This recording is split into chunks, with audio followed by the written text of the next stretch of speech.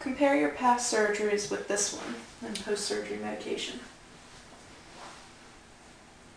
My past surgeries, I've had two others. One was for a stent for my kidneys, and the other one was for a detached bicep. The detached bicep, when I had surgery for that, the post-surgery medication was Vicodin.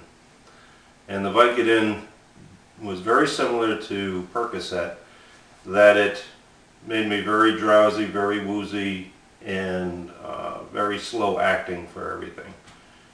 And it really didn't get rid of the pain at all. On my stent, when I had that, I was hospitalized for 3 days, basically immobile, and the drug that they gave me was Dilaudid, which really was a strong medication, and it took away the pain, but it took away my senses too. So there were a lot of drawbacks from that medication. The problem with the 3 days in the hospital laying on my bed was that's what they felt caused the clots in my legs and in my lungs. The pulmonary emboli in my lungs is what nearly killed me. And then they found the blood clots, clots in my veins, and then decided that they needed to do surgery for that, but it took 6 months before they would do that because they needed to put me on blood thinners. And so I had Coumadin for 6 months, and then they scheduled me for surgery. The surgery that I had was a quadruple bypass, and the medications that they wanted to give me for that was Percocet, and I refused the medications. I did try one, which was terrible. It was probably similar to Vicodin, and it never took the pain away.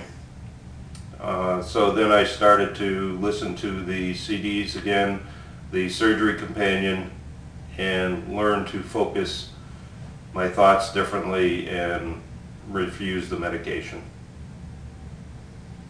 How did the doctors and staff prepare you for post-surgery pain? The doctors and staff talked to me about the problems I would have with post-surgery pain. And they didn't paint a very good picture. They said I was going to have a lot of pain, that I would need to be medicated constantly, I would be depressed, I would have my ups and downs, my good days and bad days, and a whole range of very negative behaviors is what they were preparing me for. I think they do that with everybody, and I think that's their way of preparing you for what was about to happen after the surgery. Fortunately, none of that happened. And the more that I listened to the CDs, the more that I focused, the more that I paid attention to what was going on, I really didn't have the pain and the problems that they told me I would have. So none of that occurred at all. Was it easy to sleep in the hospital and at home? Sleeping for me prior to the surgery was okay. After the surgery, post-surgery, I actually slept through the night, where others, another person in my room, he struggled with sleep, but I didn't have any problems at all. I slept through the night, and then when I left the hospital and came home, I slept through the night again. I really had no problems whatsoever sleeping. How many follow-up visits since the surgery? After the surgery, they wanted to line me up with a lot of visits to my doctor and to the cardiologist and to the surgeon, and then for physical therapy. What was interesting is that it's been 6 months since my surgery. I talked to the cardiologist once, I talked to the surgeon once, and I talked to my family physician doctor twice. And that's it.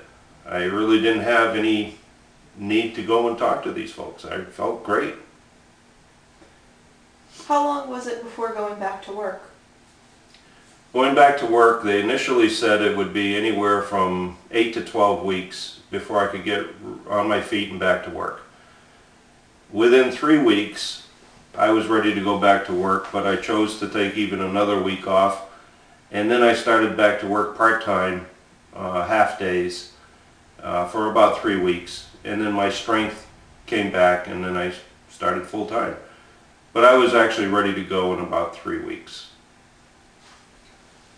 When did you feel the most pain? The most pain, when I did get intense pain, was getting in and out of bed and up and down from sitting positions in chairs.